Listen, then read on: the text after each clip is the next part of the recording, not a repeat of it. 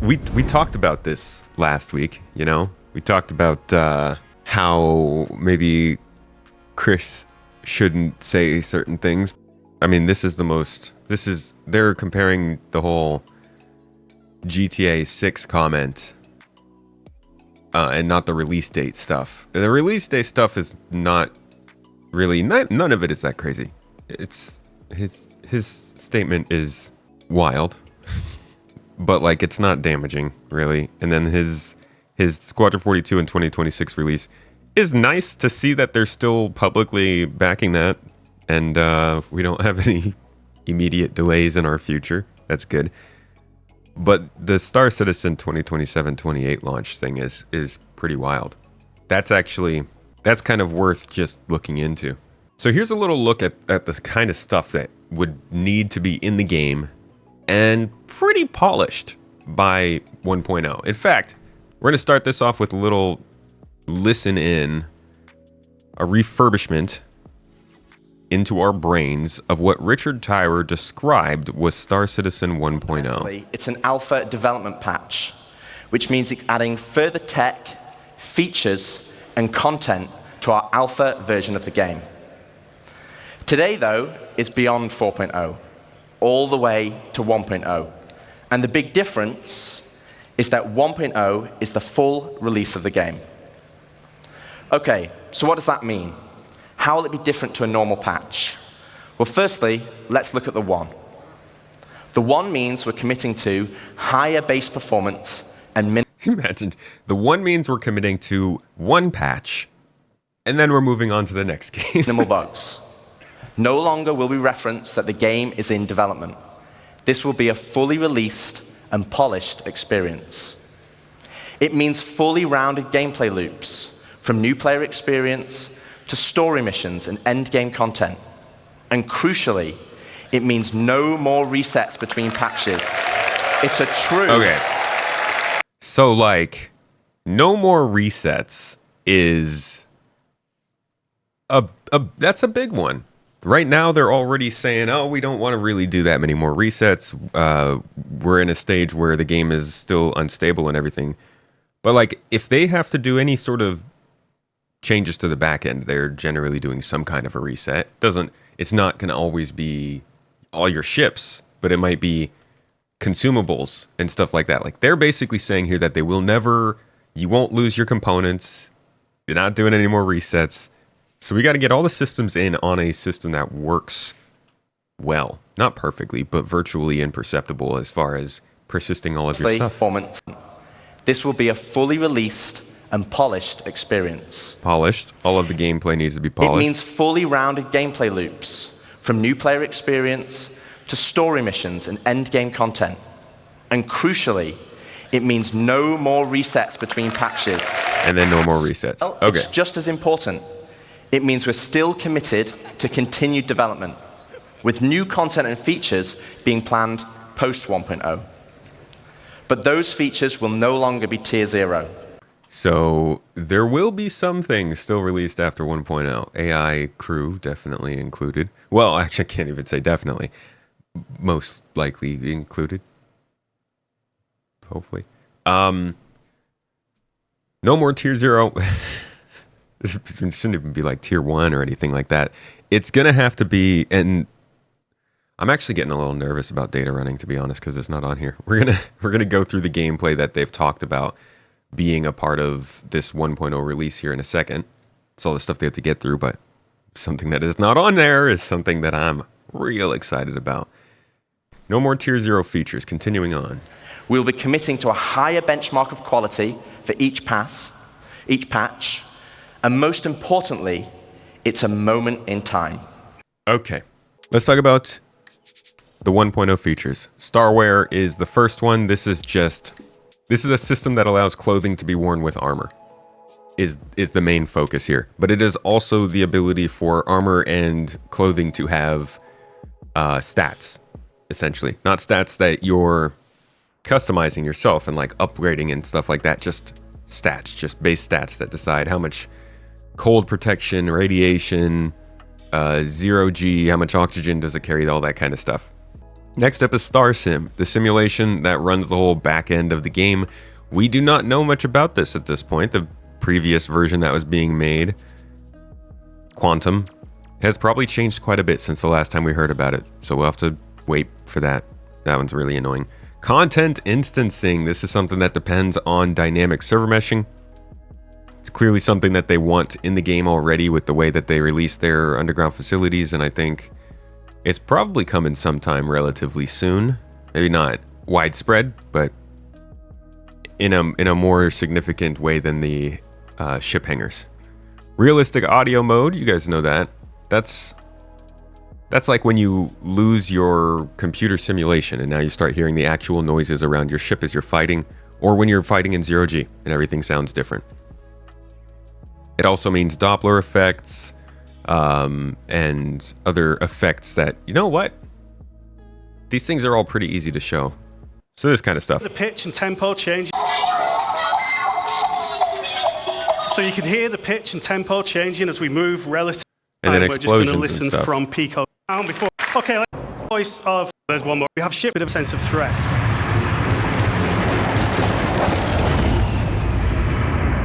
It's not too easy to tell what's going on there, but you can put a.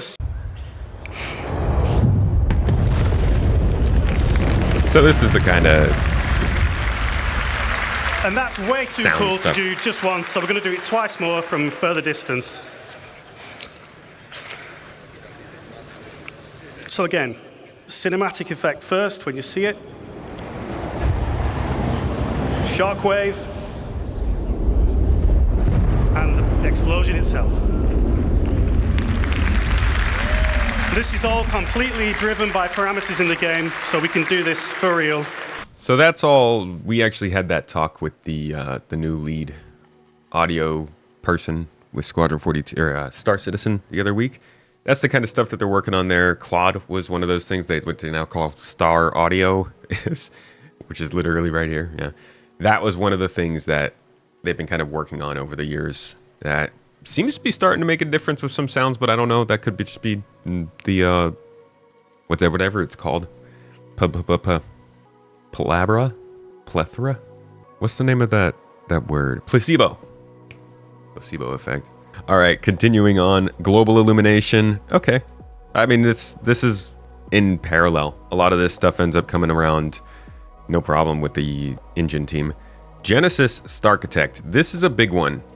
I'm not really sure what the plan is in terms of timelines, but Starchitect is freaking huge. It is meant to expand points of interest. Just like our locations, using we can put new clusters technologies near other clusters, and we group them together. Basically, this is supposed to use server meshing, splitting planets into servers, in addition to a system that can like mix and match all the different assets they've been making over the years with, I guess, kind of like the location stuff they talked about in 2023. Just and like creates we can a put lot more clusters points of near interest. other clusters, and we group them together, ranging between 10 to 15 locations each. And we group this into what we call a sector. Like this one, that has about 120 locations. However, on a planetary scale, we can define how many sectors we should have, with each their own data and persona. And every single one of these locations is now ready for the mission system to hook up and give you gameplay, and for you to find a bunch of places on your own. And just on this side of the planet, can you guess the number? We've got about 3,042 locations.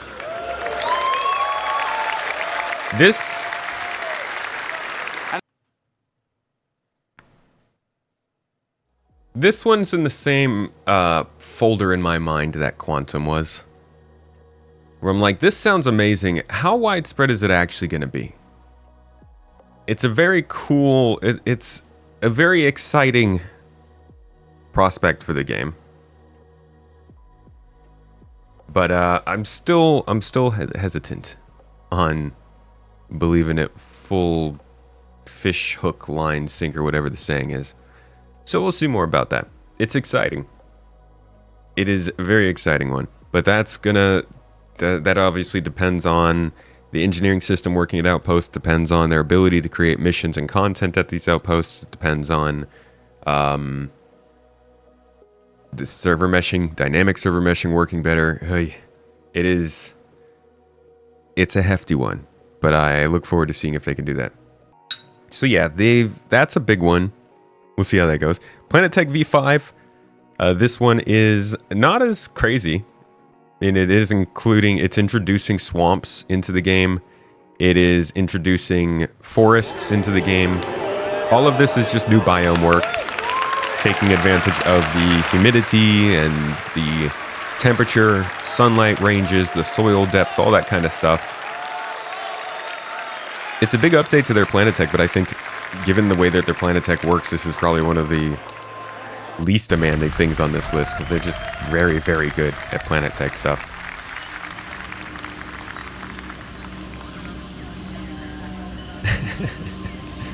Not as big, he says. Certainly still an impressive one. Maybe I give too much credit to the Planetech team, but they're good at what they do. Dynamic weather, real-time simulation of weather fronts on a planetary scale. We've seen this in this very same video. They did a nice little demo of it here. We need to leave now. Get back here. And we started to see the thunder and lightning and stuff coming in, but this is supposed to be a system that can actually form based on the weather, the climate, and Getting out of this suit now. what those things look like. Powering up, flying out. We'll need to switch to IFR. See you on the other side.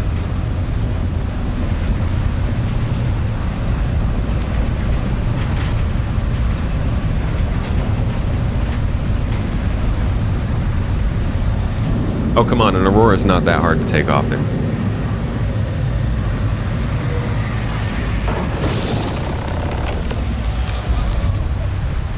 Oh, yeah. Do you think, obviously a lot of that's scripted. Continuing on, quantum travel. This is, holy crap, this is something that they have been working on for years.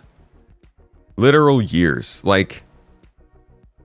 I want to say at least 2 or 3 years they've been working on this new version of quantum travel. Whatever they come up with for this, it better be just the best inter-system space travel there is. Because they've been teasing us with it quite a bit. Guild system. This is the system that basically connects everything together in terms of the professions and the people. I think they've got the guilds, the different guilds here somewhere.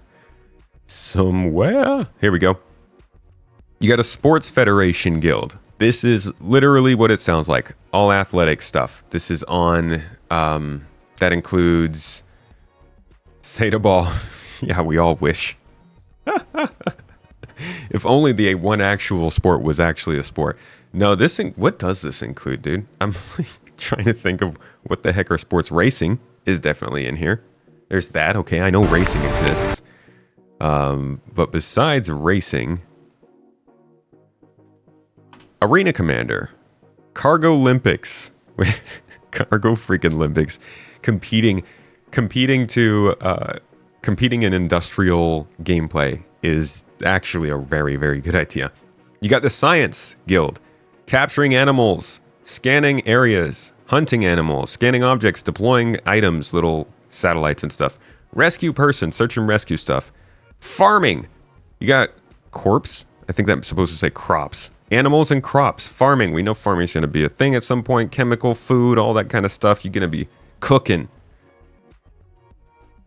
Getting your, God, what is his name?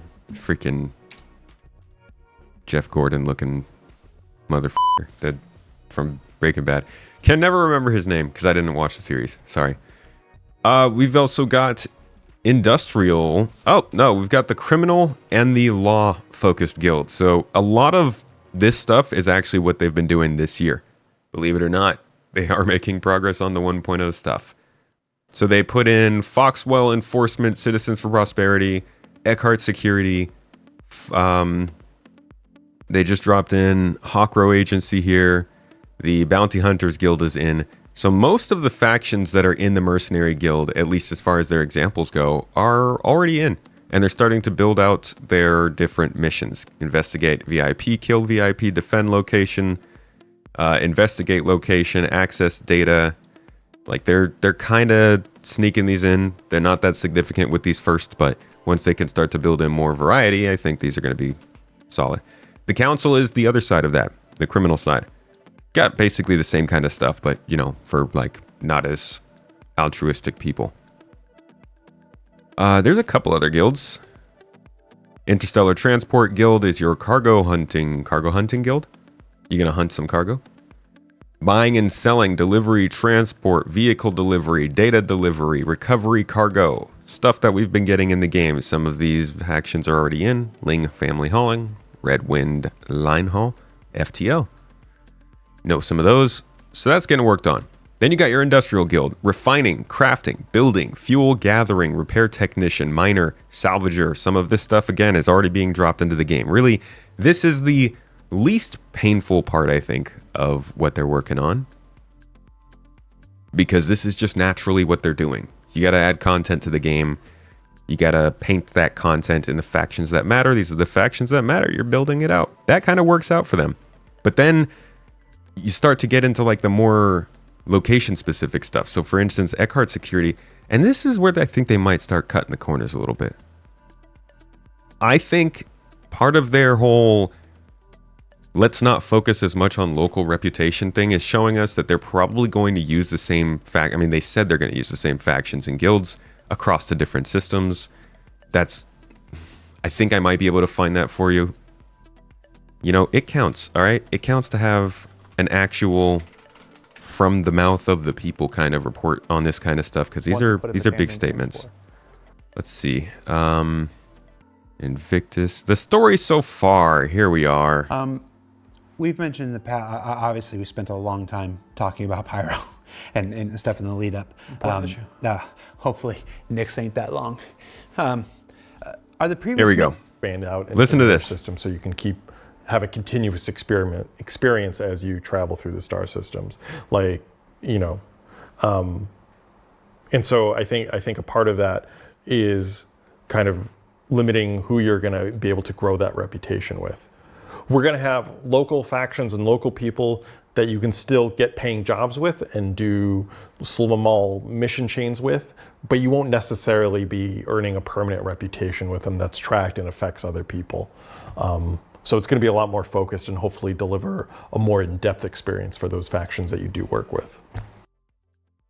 So I am actually, see, it's a good thing we came back and listened to this, because that actually was better than I thought it was going to be. He actually specifically said that they were still focusing on missions and storylines that were locally sourced rather than being dependent on a faction that is spread out across the system. So, gameplay-wise, it sounds like we are safe on getting more unique experiences in the different systems. Reputation-wise, that is a little bit limited, but that was a really good confirmation. Glad we went and looked for that. See, it counts to go get your proof, do your checks and your citations and stuff. So guild stuff is a big thing. It's a big thing, but like I said, I think that happens a little bit more naturally as they go about it. Insurance, taxes, and warranty, they're working on that. That is heavily focused on the item recovery that they're doing, so we're in tier 0 of that. Tier 1's being worked on. We will probably get the monthly report this week and be able to talk a little bit more about that. Hopefully there's an update in there about it. I really hope. If we do, that should give us better news on where things are going. We also need crafting. We will need a more reliable game. They can't start taxing us when we're just dying from running into a wall. But that's stuff that could come together rather quickly, I think. Law and security is a big thing. This is, again, something that we are starting to see come in. They've added security ships back to space stations, and they have fixed interdiction, so now security will probably be able to start stopping players more. It's almost like the current is there, but it's like the voltage is there, but not the current. It needs something to now power it and make these things actually happen in the game. Reputation V2 This is going to take just a while to build out. This is actually one of those things that I do think is going to be worked on up until the release of this game, and it's been going pretty slow so far, rather lately. So maybe this is a place to keep an eye on. New player professions, adding of new player professions to the persistent universe, such as builder, crafter, explorer, athlete, and more. Okay, I thought this meant new player professions, but it means player professions that are new. Which, builder, crafter, explorer, athlete, and more. What is more? What more do we need? Death of a spaceman. I can't believe they're calling it permadeath. That's so... This is... CIG, where's the disconnect, mate? This is where I'm like, they could avoid so much headache if they just don't call this permadeath. People get terrified when you call something permadeath. This is just like a tax on death.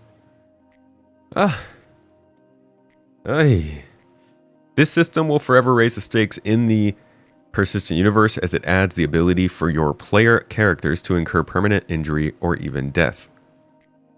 And by raising the stakes, they just mean cattle herding with the space cows on Microtech. Where is it? Hey! Thank you, everybody. Thank you for laughing so much at that. Laugh. Okay. All right. AI blades. This is an interesting. They introduced blades very interestingly this year.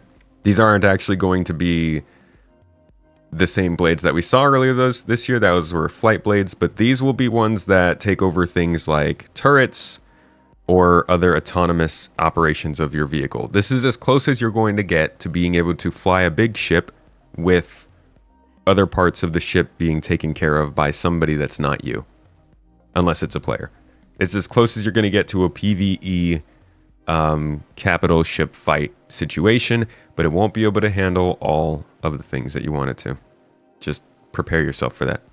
Item misfire and wear is just what it sounds like. This is a Squadron 42 thing. I don't think it's going to take too much for us to see this. Fire hazard is actually about to head into testing, so that's not too crazy. Charge and drain is actually already in the game, but I guess what I think is happening, because they're putting various kind of parts of this gameplay in, you'll see it as well with the rain, dynamic rain and weather is sort of in there. You see it with this one here, weapon overheat is kind of in there with the Volt weapons. I'm not sure what's going on here. I don't know if it's like they want it to be a polished feature before they say that it's no longer tentative, but confirmed, and move it over into one of the patches. And that's leaving me a little hesitant to say, oh yeah, charge and drain, it's already in the game, it shouldn't be too difficult. I want to say that, but I'm thinking maybe they're waiting until it's in a more polished position before they actually mark it as complete. Don't know.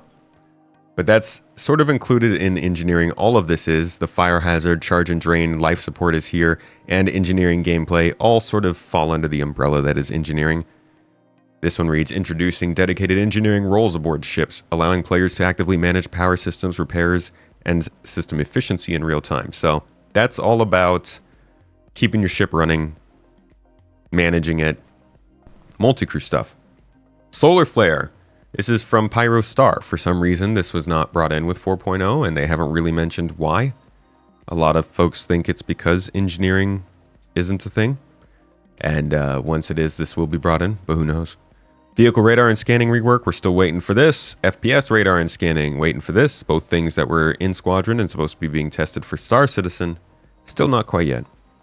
IFCS and control surfaces, atmospheric flight, hover mode, the ability to burn out your engines, needing to fly based on the aerodynamics of your ship. All that kind of stuff is wrapped up here.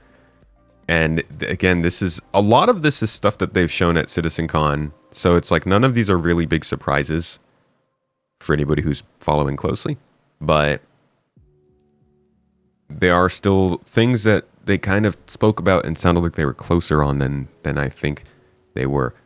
Maybe they are, though. Maybe these things are actually much closer than we all think. Let's keep going through them. Hangar upgrades. Expanding personal hangar customization with new upgrades, layouts, and functional improvements This is probably being able to rent and buy hangars in different places. You're going to always have your home location. This is a hangar that you got when you bought the game, so that's already paid for. But if you wanted to go to, say, Castra and get a hangar there, you're either going to have to rent it when you land and then pay the fees for that, or you're going to have to buy a hangar there, which is a whole nother process. We haven't really gotten into that yet because we don't have persistence. We're not playing a real game. There is no reason to give us huge money sinks like that, but I think this is probably kind of included in this. Weapon overheat, we went over that. Player space stations, we touched on that. Implementing the ability to build homes amongst the stars with the introduction of player-made space stations. I think the biggest tell will be how long it takes for this to come in after base building. Tells us how much more work it might take. Crafting is another feature on this lovely list, implementing the ability for players to craft various items using resources from throughout the persistent universe. This is like one of the biggest topics in the game right now. I mean, crafting has been shown off multiple years in a row at CitizenCon. Not weird for all of the people who have been following Star Citizen a long time, but it might be a little strange if you're relatively new to this game. They've had a history of showing things way too early in the concept and the early art phase at CitizenCons. And we only just now started to get an idea of what crafting is, not even through gameplay. This was just one big old segment of slides and concepts and how it's going to work. Now, they showed us some kind of like really niced up gray box gameplay for base building. Could very well mean that base building is coming first, but it still was just gray box. This is still, we don't know how far away this is going to be. They did it also on a larger scale here. Looks really nice, looks really cool. But until we see this in the actual game, it's hard to know when this might actually be coming to our hands or when it might actually matter. You know, you need an economy and stuff for this to really matter too. Continuing on, base building. Hey, look at that. That works out quite nice. Base building is right here, right next to crafting. Best buds. Good old friends. They get along. Those two things are inextricably connected. I mean, they're not mutually exclusive, but they are kind of. Like, base building is basically just crafting bases. So I think these are coming sort of hand in hand, but I do believe base building is coming first, mainly because let's just say Starkitect won't be ready yet, so they would prefer to, players fill up the space kind of thing, which might tell you something about the timelines they're on. New missions, location repair. This came into the game with 4.2, I want to say. So again, not sure why they still have that on there. But repair missions are important. These are the same missions that we just saw on the right here, repair technician. So that's an important type of new mission type that came in. Finally, it took a while. It was supposed to be in 4.0, but I think they finally got put in with 4.2.1. Good for us. Engineering, kind of, in Outposts. Player-to-player trading. We have no idea what's going on with this system, but I don't think that's coming anytime soon. Player organizations. This is really all about the social apps that involves looking at this. Citizenship is not that big a deal. Planetary shields we talked about. That's going to take a while, I think. It includes player bases, ground locations, hostile attacks, a whole shield network. That's a lot. Location-wise, we got utility tunnels. That's including all of the space underneath ArcCorp, which I think they are testing for with the underground facilities. Building interiors. We've gone over that a whole bunch in this chat. I'm sorry if you haven't seen that yet, but check it out on Space Tomato 2. Do a little search for building interiors. You'll find a lot. All the different star systems, of course. Location stories. These are missions and narrative arcs in specific areas, allowing players to experience the uniqueness of various locations in the verse. Now, I don't know how it's still getting not mentioned, but I'm pretty sure these are like literally every update that they release has a location story. Stormbreaker, location story. Hathor facilities location story. ASD facilities location stories, right? It's kind of connected, so I can see how they're being connected one to the other, but this is why I'm saying, like, don't call them events. These are probably things that they're going to try and put in at most of the major locations that are handmade. They want to have some kind of a narrative around it. Doesn't mean you have to do it in the first month. It's still going to be there later. So this is an ongoing effort. I don't think that's going to take a long time. Main story will, though. Main story is pretty hefty. Sounds pretty exciting. And then station warfare is literally they just want people to fight each other in between space stations while you are maintaining your own space station. It's kind of crazy.